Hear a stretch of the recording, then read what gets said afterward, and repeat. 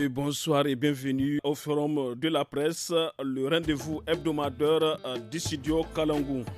Cette semaine, les sujets qui ont dominé l'actualité s'articulent autour du phénomène de la mendicité des Nigériens à l'extérieur. L'actualité, c'est aussi les mesures incitatives prises par le gouvernement nigérien pour faire face à la cherté de la vie au Niger. À suivre également dans ce forum l'analyse de nos confrères sur l'attaque d'un bus de transport de passagers la semaine dernière entre Tera et Petelkolé à la frontière du Burkina Faso. Pour commenter et analyser tous ces faits, j'ai le plaisir de recevoir Ousmane Sidikou, journaliste indépendant. Ousmane Sidikou, bonsoir. Bonsoir, Mokhtar. Abakar Yarimi, journaliste à la radio alternative. Abakar Yarimi, bonsoir. Mokhtar, bonsoir. Et El Hajj Mahamadou Souleymane, directeur de la rédaction du journal Niger Inter. El Hajj Mahamadou Souleymane, bonsoir. Bonsoir, Mokhtar. Au microphone, Mokhtar Hamadou.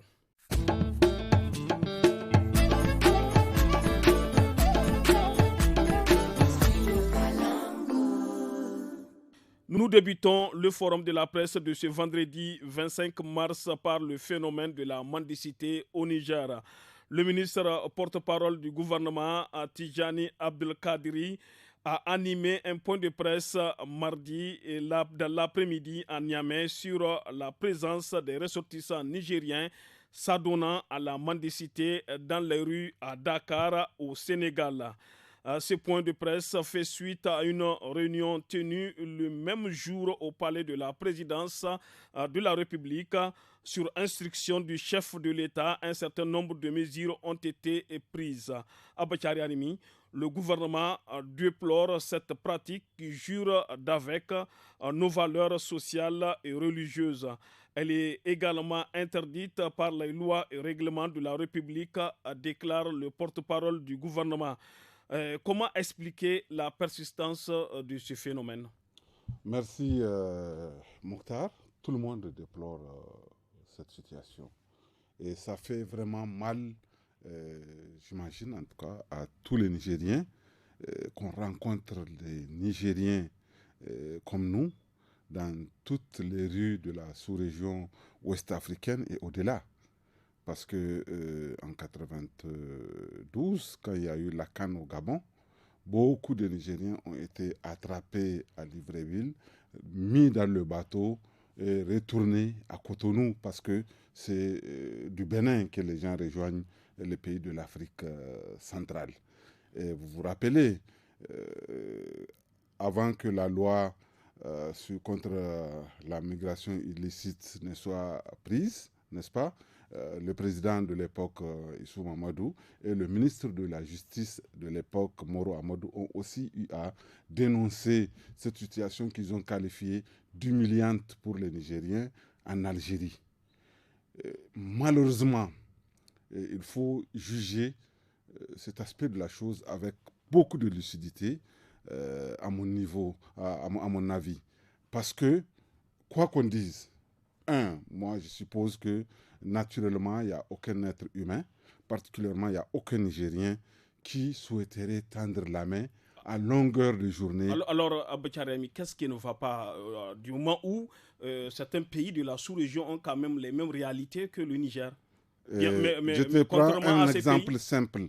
Il y a quelques années, quand on était encore tous ici jeunes, il y a certaines nationalités qui étaient stigmatisés de pratiquer la prostitution. Aujourd'hui, ces personnes ont disparu. C'est parce que tout simplement, il y a un regain économique dans ces pays-là. Parce que les gens sont devenus tout simplement moins pauvres. Donc, selon vous, c'est la pauvreté qui explique... malheureusement, il y a de l'abus. Il y a de l'abus. Moi, on m'a montré une vieille ici à Niamey, n'est-ce pas, qui est propriétaire d'un moulin à grains là et d'un célibatérium, mais qui continue à mendier. Parce que c'est devenu une sorte de vice à son niveau. C'est devenu son métier. C'est-à-dire ses parents même viennent, il y a un autre vieux, le petit frère, son neveu l'a ramené à la maison avec de l'argent, de la nourriture, et il a dit il s'engage à le nourrir jusqu'à la fin de la vie tant que lui-même il est vivant. Mais le vieux, un jour, le petit n'a fait que le découvrir à un rond-point en train de tendre la main. Donc, c'est devenu un problème vraiment social très grave et que ni la violence, ni vraiment la, la réaction un peu épidermique ne saurait résoudre. C'est un problème de fond. Il faut que tous les secteurs vraiment de la société s'y mettent. Les marabouts ont un rôle à jouer, n'est-ce pas? Les parents ont un rôle à jouer, chaque citoyen a un rôle à jouer et l'État a un rôle à jouer. Mais il faut accompagner. À mon avis, l'écrasante majorité de ces personnes-là, malgré tout, sont dans les besoins. Il faut aller voir dans la ceinture verte comment ces personnes-là dorment, n'est-ce pas? Comment le matin, pendant un jour, vraiment pendant la saison entre janvier et février, de bonheur, si tu vois un enfant, une fratrie de 3 enfants, je ne sais pas si c'est des frères et des sœurs, en tout cas un garçon et 2 filles, la grande doit avoir 7 ans, la petite, celle qui est au milieu 5 ans, et un petit qui doit avoir à peine 3 ans. Sans chaussures, sans vêtements contre le froid, en train de tendre le matin la main devant le chaïman. Déjà le jour-là, je me rappelle, tout le monde avait parlé de cette situation-là. Donc ce n'est pas que les gens veulent, à mon avis. En tout cas, l'enfant qui fait ça, il ne veut pas. Ailleurs, il y a des processus pour prendre en charge un enfant dont les parents ne s'en occupent pas. Ça n'existe pas chez nous. Avant, la société était bien organisée.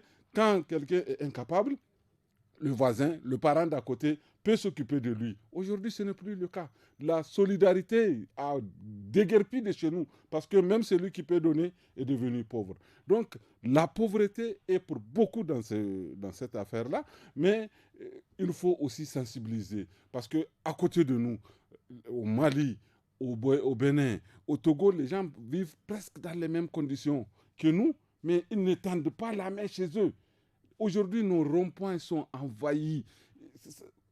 Tu es pratiquement agressé devant la boulangerie, devant la pharmacie. Là où toi-même, tu vas parce que tu es en urgence. On ne sait même pas si tu en as assez pour payer le produit que tu vas amener à l'enfant qui est à l'hôpital. Mais il y a quelqu'un qui va quand même t'accoster. Tu sors pour rentrer dans une boutique, tu n'es même pas rentré dans la boutique qu'il y a quelqu'un qui t'accoste devant la voiture. Donc c'est extrêmement grave. Ça pèse énormément sur tout le monde. Mais c'est un problème social sérieux qu'aucune urgence ne peut régler. Je crois qu'il faut aller dans le fond. Ousmane Sidikou, des instructions ont été données par les autorités à tous les démembrements de l'État concernés en vue de prendre toutes les dispositions nécessaires et utiles pour démanteler des réseaux criminels et endiguer ce fléau, poursuit le porte-parole du gouvernement. Quelle est votre opinion à ce sujet? Lesquelles instructions? La question reste posée, Mokhtar. À l'instant, Arimi Anafeka, aujourd'hui, il n'y a personne qui ne s'est senti offusqué par rapport à ce que nous avions vu et entendu de l'autre côté au Sénégal.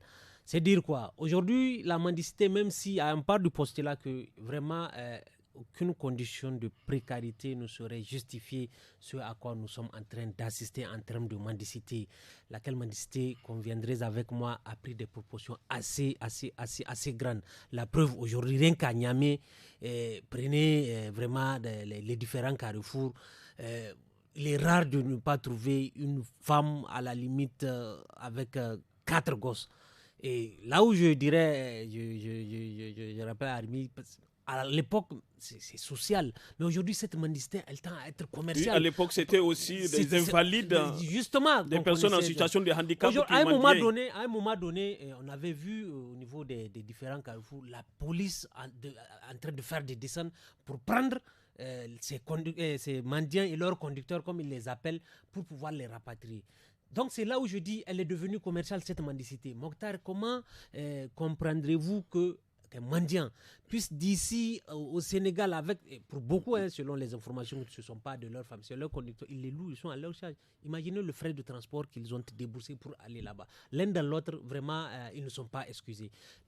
tout le monde est coupable, comme dirait l'autre. Aujourd'hui, en les rapatriant, à cet effet, vraiment, je salue vraiment l'initiative de l'association des Nigériens de la BCAO qui se sont assez offusqués parce que c'est le terme péjoratif utilisé par les autorités là-bas, des réfugiés. Ils sont tous sauf des réfugiés.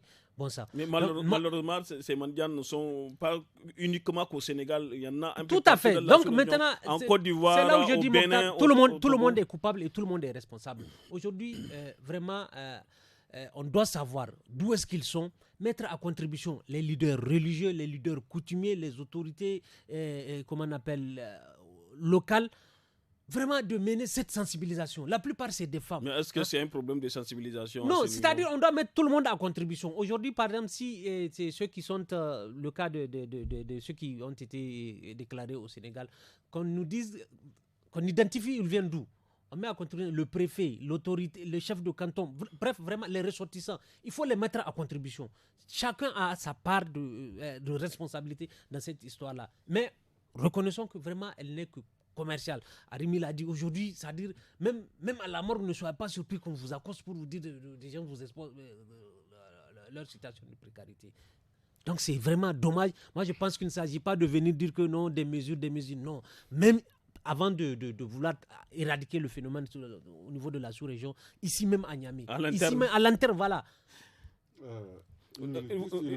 Allez-y, Arimi. En fait, ce n'est pas pour couper Sidibou, mais ce problème, ramener les gens, ne résout pas le problème.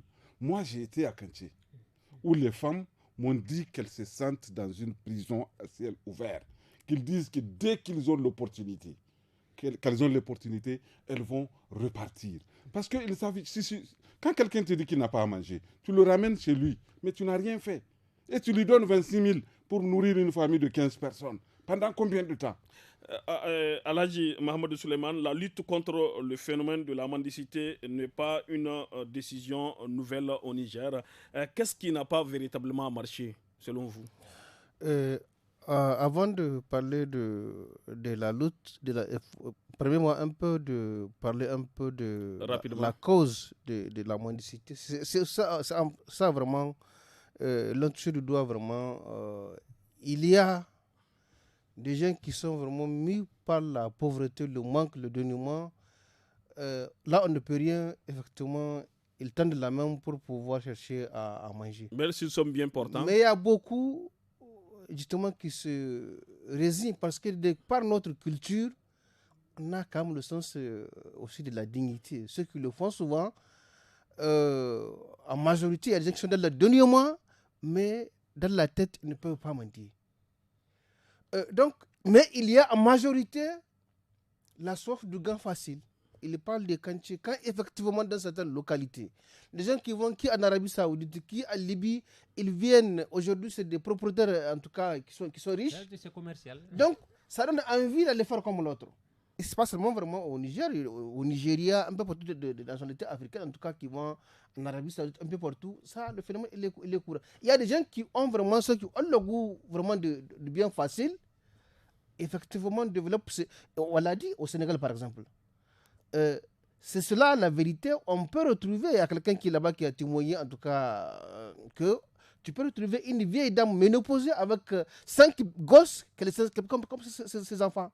Et même les formalités, les frais de transport, même là-bas sur place, les formalités pour pouvoir donc s'installer, c'est de l'argent.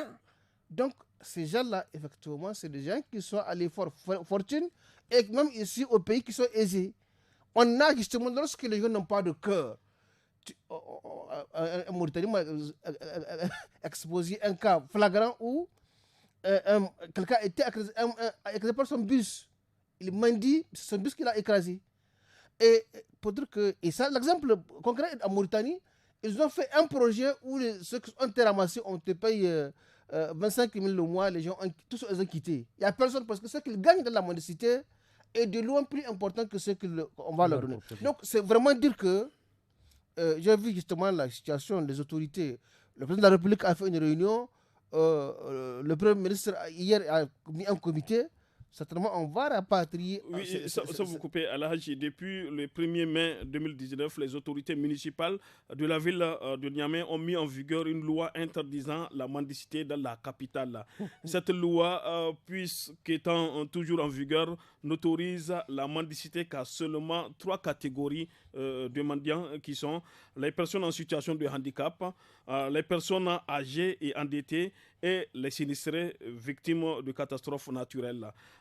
Cette loi est-elle appliquée sur le territoire de la ville de Niamey aujourd'hui? Très malheureusement, cette loi n'a été conçue pour permettre de faire le jeu de EA 2019.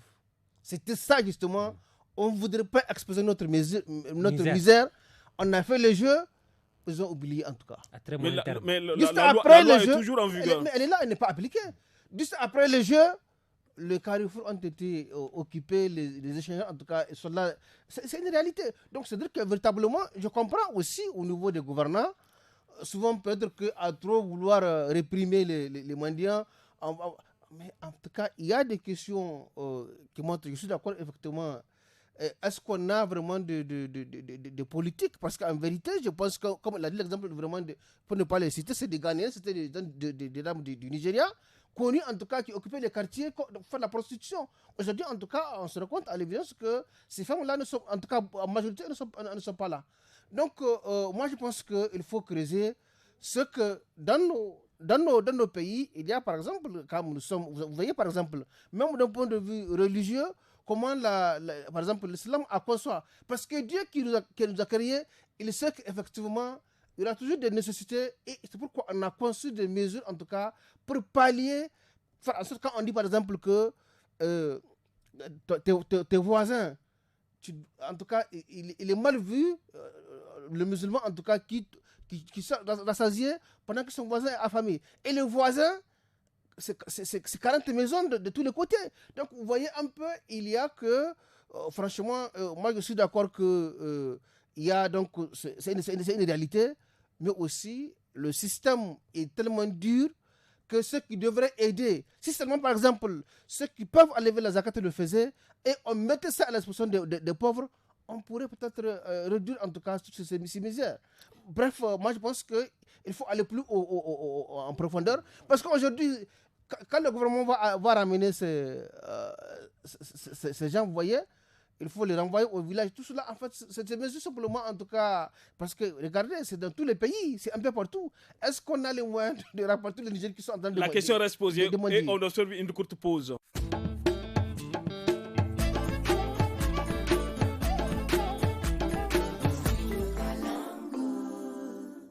Passons à présent au second sujet de ce forum de la presse.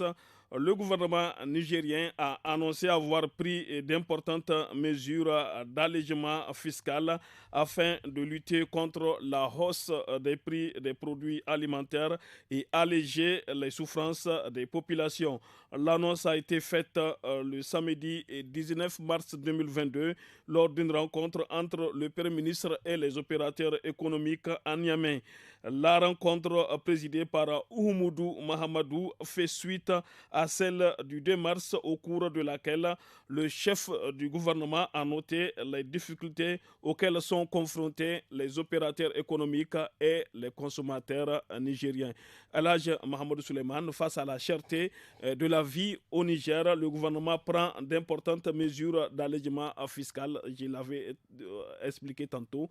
Au cours de la rencontre, le Premier ministre Oumoudou Mahamadou a parlé de désarmement tarifaire sur plusieurs produits tels que la farine de blé, l'huile et le sucre. Peut-on s'attendre à une diminution sur les prix des produits dans les jours à venir au Niger? En principe, sauf si les commerçants véreux feront obstacle en tout cas aux mesures envisagées. Il faut vraiment saluer l'initiative du gouvernement qui en amont avait rencontré les opérateurs économiques pour les écouter.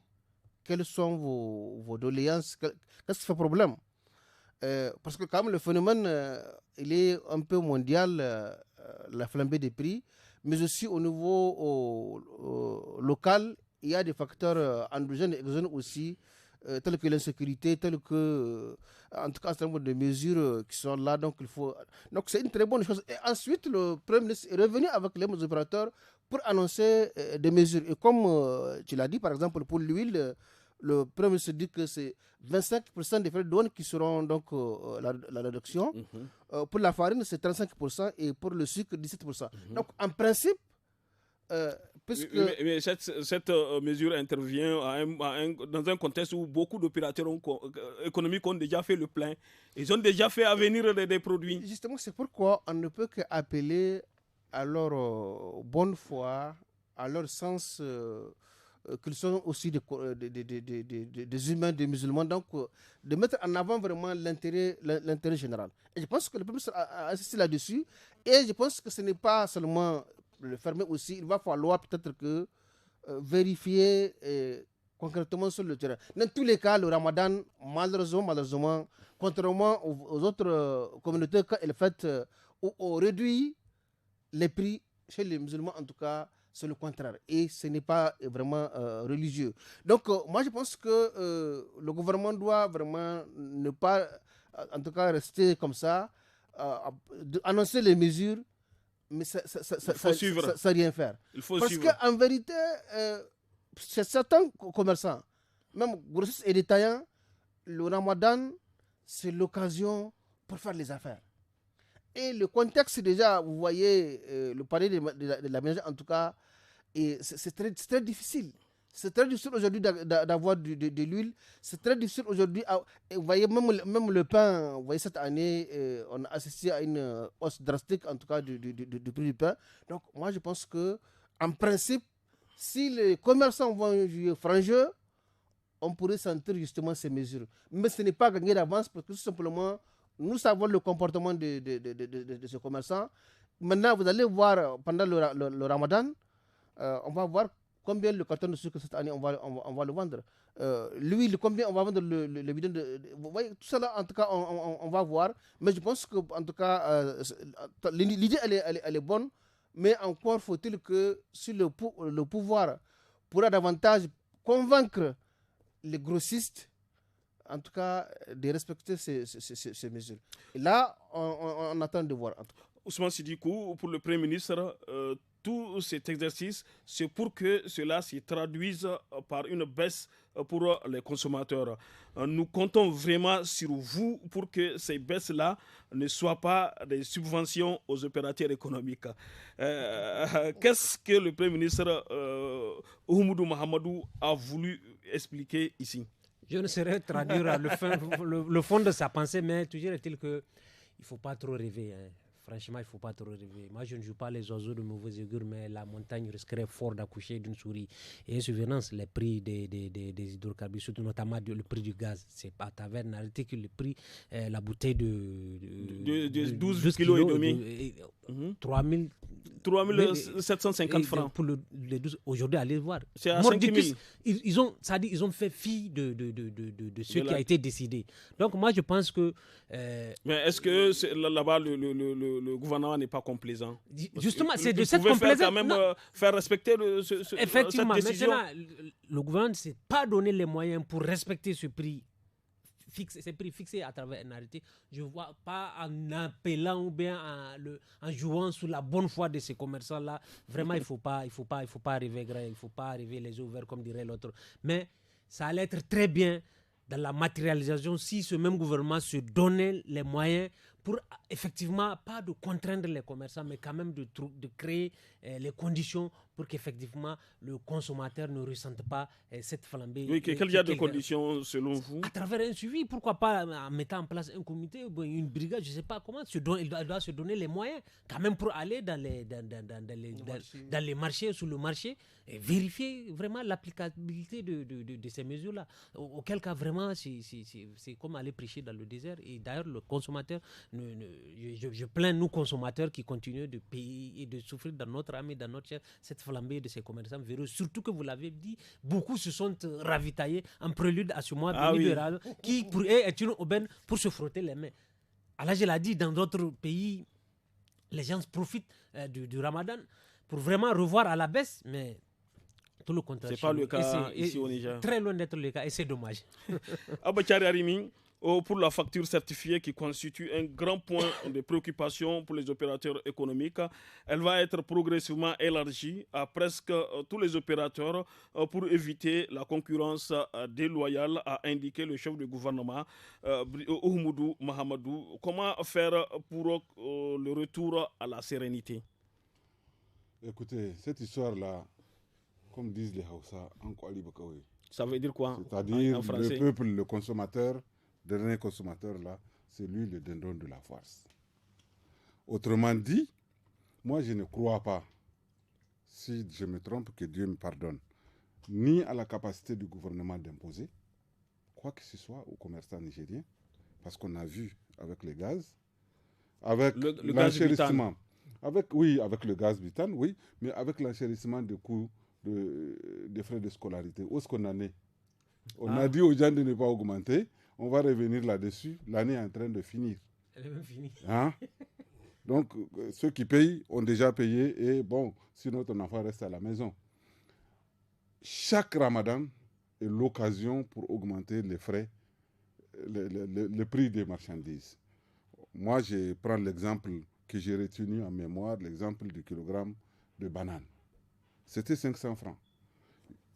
Un mois de carême est arrivé, on a augmenté à 700. Ce n'est plus redescendu jusqu'à aujourd'hui. Et cette année, on risque de passer à 800 ou 900. OK. Et donc ça, c'est le consommateur de tous les... Il y a quelque chose qui manque dans la chaîne. C'est de véritables associations de défense des droits des consommateurs. Nous n'en avons pas dans ce pays en réalité. En tout cas, ils ne font pas leur travail. Oui, ils ne font pas leur travail. Tu dois te mettre vraiment en corps et âme du côté des consommateurs. Les gens ne le font pas. Et le gouvernement, on a connu ce pays-là quand il y avait le contrôle des prix. Quand ils rentrent dans les marchés qui ne respectent pas, les commerçants fuyaient, tout le monde fermait et fuyait. Parce qu'ils pouvaient même ramasser ta marchandise et aller distribuer ça en prison. Aujourd'hui, tous nos commerçants, vraiment, j'ai dit que Dieu nous pardonne s'ils arrivent à le faire, c'est la bonne chose. Mais ils ne vont pas le faire. Parce que on se dit, des musulmans, on se dit que c'est le mois le plus béni de l'année que nous avons. Mais nous ne parvenons pas à passer dans les actes. Tout le monde va gêner, on va tous avoir soif, n'est-ce pas? On ne va pas manger. Et c'est tout ce dont on s'abstient. Le riba, le renchérissement, l'intérêt, vraiment le bénéfice exorbitant, toutes choses interdites par notre religion, mais les gens ne peuvent pas s'empêcher de le faire. Parce qu'on est habitué. Est-ce que ce n'est pas pour ça que ça ne marche pas dans notre pays? Il faut se poser la question. Parce que si tu te dis musulman et que tu n'agis pas comme un musulman, le Dieu, lui, ne dort pas. Et c'est ce qui nous arrive malheureusement. Moi, j'espère que le gouvernement, sauf si vraiment il y a beaucoup de commerçants, je ne sais pas, parmi les hommes politiques, ou qu'est-ce qui se passe? Parce que tout ce qu'on renchérit, tout, c'est-à-dire, tous les prix doivent être... Mais Abacharani, est-ce que le gouvernement nigérien a aujourd'hui les moyens ou même la capacité de contrôler les prix des produits? Ils doivent. Nous n'avons que. C'est à eux que le peuple a eu confiance, n'est-ce pas? Tout ce qui reste, ce n'est que la violence. Que les gens se servent sans payer. C'est tout ce qui reste. Et il ne faut pas qu'on en arrive là. On peut même faire le lien avec les gens qui vont à l'extérieur, qu'on veut ramener. N'est-ce pas? Un jour, les gens vont se servir. Je suis persuadé, c'est dans des situations comme ça qu'il y a eu la grève des battus, que c'est des choses qui peuvent arriver où les populations vont marcher et se servir de boutique en boutique, et de pillage, toutes choses qu'on n'a pas l'habitude dans ce pays, mais qui peuvent arriver. La violence, déjà, on y fait face. C'est nos jeunes, c'est nos parents, c'est nos enfants qui ont rejoint l'autre camp et qui sont en train de tuer. N'est-ce pas? Donc, il faut éviter, il faut prendre les mesures pendant que ça s'impose. Mais il ne suffit pas de faire des annonces. Non, l'école, on va casser, machin, les gens vont aller à l'école. Il n'y a rien. Le gaz, s'il vous plaît, simple gaz.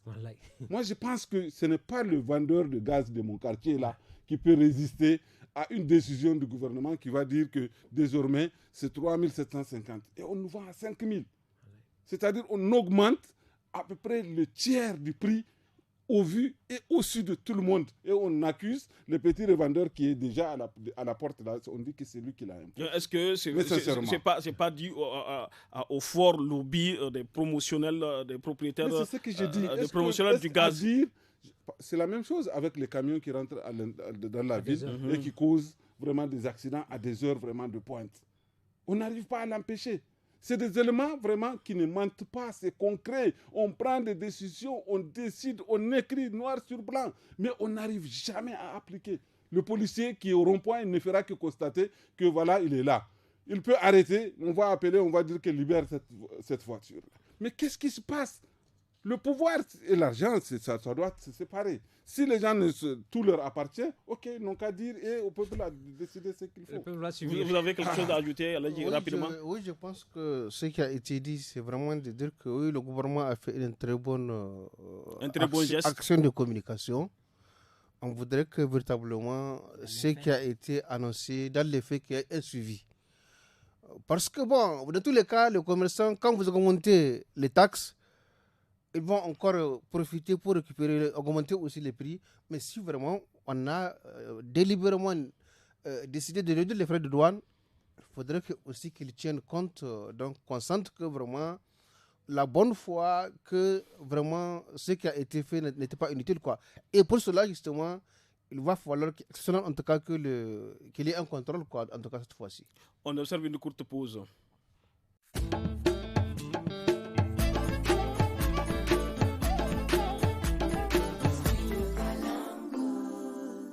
Enfin, le dernier sujet du forum de la presse de ce soir est relatif à la situation sécuritaire au Niger.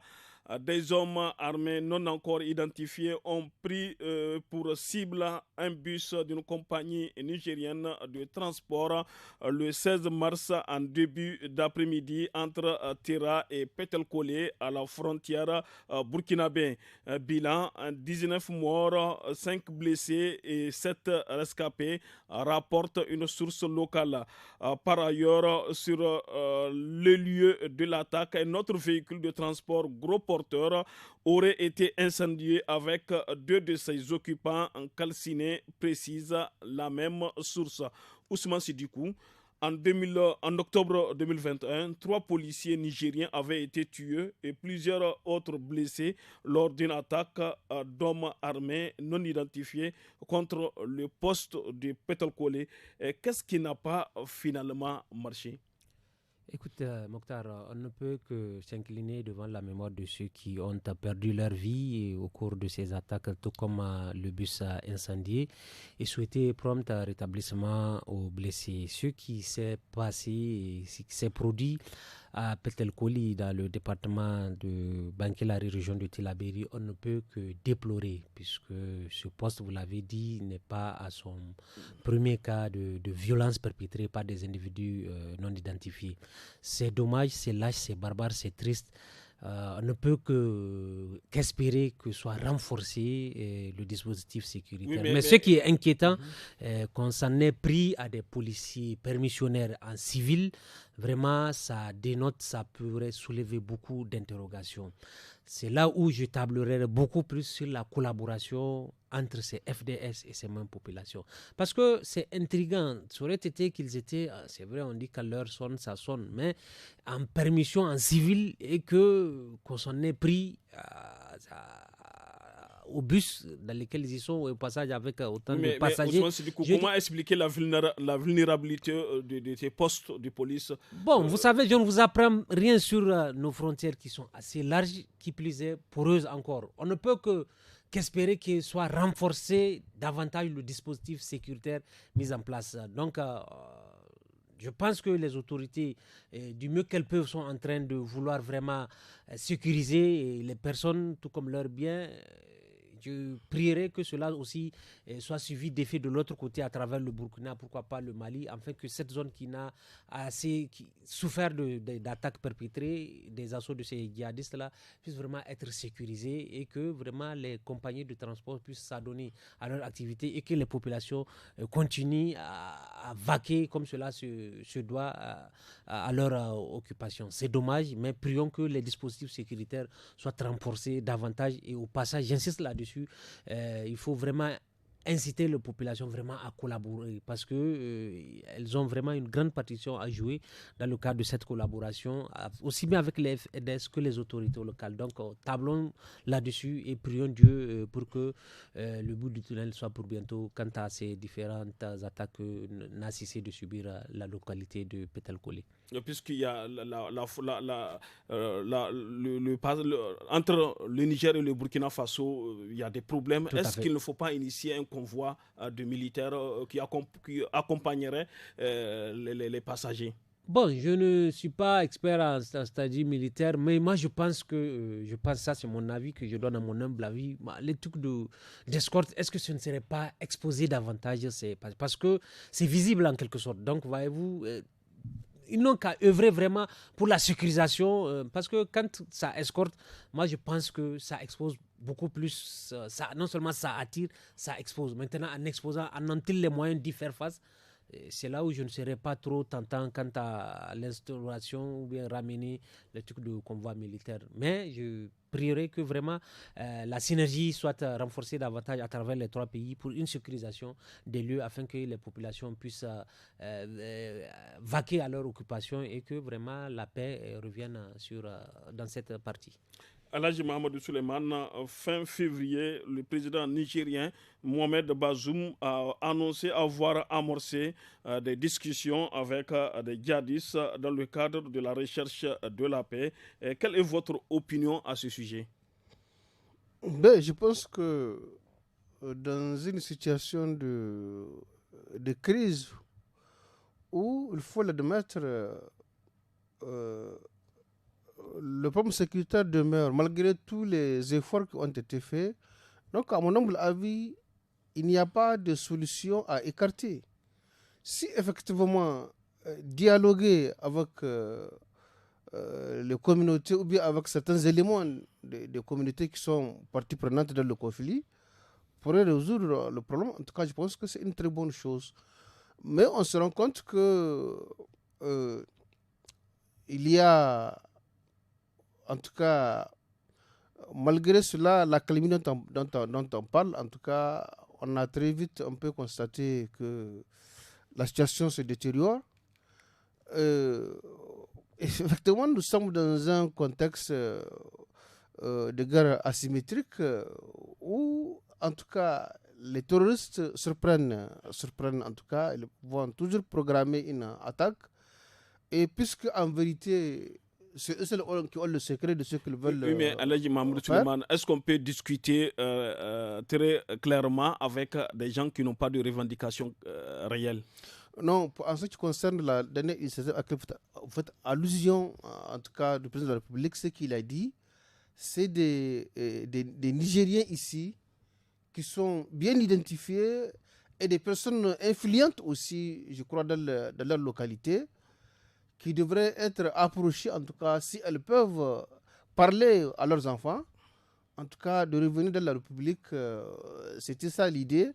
Mais il y a une certaine polémique qu'on peut comprendre justement parce que, tout simplement, en vérité, lorsque ces gens, tout ce qu'ils ont fait comme forfait, même dans le cadre le plus normal, quand on apprend qu'on est en train de dialoguer avec eux, ça peut frustrer, ça peut offusquer certains citoyens. Mais en vérité, je pense que la sécurité n'a pas de prix. Il appartient aux autorités d'initier toute, en tout cas, voie à explorer qui pourrait permettre d'avoir la paix. Je pense que c'est ça la vérité. La guerre se fera par les moyens militaires, mais aussi par d'autres moyens. Parce que dans tous les cas, au finish, si nous avons en tout cas nos frères qui sont, c'était dans le cas, malheureusement, par exemple, vous avez vu, dans le cas de la rébellion Touareg, on a quand même pu trouver un terrain d'entente. Aujourd'hui, on ne parle plus de rébellion Touareg. Mais c'est un autre phénomène aujourd'hui qui est devenu mondial, le terrorisme, où ceux qui sont en train de perpétrer cela n'ont d'autres idéologies que véritablement semer la violence. Semer la violence, s'enrichir et franchement perturber un peu la vie normale. Et je pense que cela, il n'y a pas de dialogue possible parce que tout simplement, ils ont une vision obscurantiste qui ne sied pas du tout avec la vie normale. Donc, il n'y a que la force pour le contendre. Mais je me rends compte que, franchement, la situation se dégrade parce que, vous voyez un peu, quand on observe l'exemple du Nigeria. Quand je dis le Nigeria, à comparer avec nos pays, c'est une puissance militaire et économique, mais qui n'a pas pu véritablement venir à bout avec un mouvement comme Boko Haram. Aujourd'hui, la confusion qui est aujourd'hui avec le kidnapping, les gens tout simplement, on a la vie impossible. On va venir enlever une famille, en tout cas une femme. Il faut payer les rançons. C'est un phénomène aujourd'hui qui un peu partout. Donc, vous voyez, en vérité, je pense que s'il y a des synergies, en tout cas tous les moyens qu'il nous faut, franchement, il va falloir utiliser notre génie pour en tout cas qu'on vienne à bout. Abachari Arimi, selon la Fédération nigérienne de cyclisme, deux de ces cyclistes pensionnaires d'un club au Burkina Faso figurent parmi les passagers du bus tué. Ils se rendaient à Niamey avant de partir pour l'Égypte afin de participer au championnat d'Afrique. En tant que journaliste sportif nigérien, comment avez-vous appris la nouvelle? Écoutez, c'est par l'entremise d'autres collègues journalistes.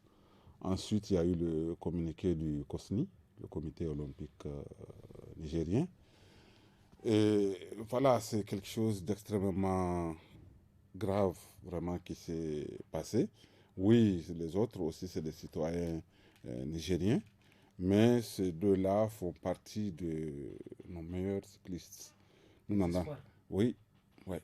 Nous n'en avons pas beaucoup, n'est-ce pas? Parce que, comme beaucoup d'autres sports, le cyclisme, qui était l'une des disciplines phares au Niger, a reculé, n'est-ce pas? Ceux-là, généralement, bon, avec le travail de la Fédération nigérienne d'athlétisme, de cyclisme, mais aussi avec leur effort personnel, comme ça se passe pour beaucoup de sportifs nigériens, ont pu taper dans l'œil du recruteur et était en train d'évoluer au Burkina Faso quand tout ça là est arrivé. Il venait voir la famille vraiment. Et donc il faut déplorer ça. Coïncidence pour coïncidence, il y a quelques années, on avait voyagé, j'ai voyagé avec l'équipe nationale de judo jusqu'au Mali par la route. Je me rappelle, à l'époque, Alternative n'avait pas de radio, mais j'étais tenu de faire un appel pour la Voix du Sahel pour dire, à l'époque, j'ai dit, ne vous étonnez pas un jour quand un lion va manger un athlète nigérien. Donc c'est le pire qui est arrivé, ce n'est pas un lion, mais des athlètes de ce niveau, normalement, ça ne voyage pas par la route. Ça ne voyage pas par la route. Et d'ailleurs, c'est comme les policiers d'ailleurs, ils font partie aussi des personnes qui sont recherchées par les terroristes, n'est-ce pas? Parce que tu es un athlète, tu es un policier, tu es une autorité, ça fait une action d'éclat. Et c'est malheureusement ce qui est arrivé. Vraiment, quand une équipe nationale, quand quelqu'un qui représente le drapeau national voyage, créons les conditions de les faire voyager dans des conditions idoines, c'est-à-dire par l'avion, mais aussi hébergé et tout dans les meilleures conditions. Est-ce que la Fédération nigérienne de cyclisme était au courant de ce déplacement? Certainement non, mais c'est aussi dû à leur précarité. Aujourd'hui, Sadio Mané ne va pas voyager par la route, même de Ouaga à Niamey, sauf s'il a envie vraiment de faire de la villégiature, n'est-ce pas? C'est aussi la précarité qui crée ces conditions de voyage, parce que je dois économiser. Si je viens, ma famille qui est là, ma maman qui est là, mon papa qui est là, je dois leur donner quelque chose, je dois économiser. Donc, il faut que, souvent, on ne paye pas les stars chères parce qu'on veut taper dans l'œil. Non, c'est aussi pour les sécuriser. Donc, c'est ce qui n'est pas arrivé. Malheureusement, bon, on est des musulmans, souvent, on dit c'est ce qui doit arriver et arriver. Mais prenons les précautions vraiment qui s'imposent. Maintenant, au-delà, quand une action comme ça arrive, Alain Suleiman a donné des pistes de réflexion, hein, mais il faut souvent aussi savoir pourquoi ce bus et pas d'autres. Est-ce qu'une simple coïncidence, n'est-ce pas? Parce que généralement, jusque-là, ils ne s'en prenaient pas aux gens qui sont sur les routes principales, ou à cause des militaires, ou parce qu'ils ont choisi de ne pas le faire. On ne sait pas. Il faut qu'on sache tous ces aspects-là. Pourquoi les gens parviennent à aller jusqu'à Gao, c'est permis. Pourquoi les bus continuent à aller à Ouagadougou, c'est permis. Est-ce que c'est parce que c'était sécurisé et qu'il y a eu une baisse de laquelle ils ont profité? Tout ça, il faut qu'on sache, parce qu'il faut analyser toute intervention pour pouvoir savoir quoi entreprendre après, parce que c'est dangereux. Merci à tout le monde. Nous sommes au terme de ce forum du studio Kalangou. Merci à nos invités, Ousmane Sidikou, journaliste indépendant, Abba Kari Arimi, journaliste à la radio alternative, et Alhaj Mohamedou Suleiman, directeur de la rédaction du journal Niger Inter. Merci aussi à vous tous, chères auditrices, auditeurs, téléspectatrices, téléspectateurs, pour votre fidélité au programme du studio Kalangou. Rendez-vous samedi et dimanche dès 17h sur nos 52 radios et 7 télévisions partenaires pour suivre le programme des jeunes avec l'actu des jeunes en 5 langues, suivi de tous à la FADA. Et à partir de 18h15 samedi, le forum Hausa et dimanche, le forum en Zarma. Merci à la technique Régisson, Mustafa Ayouba, et à la réalisation Issa Lawali. Merci, au revoir.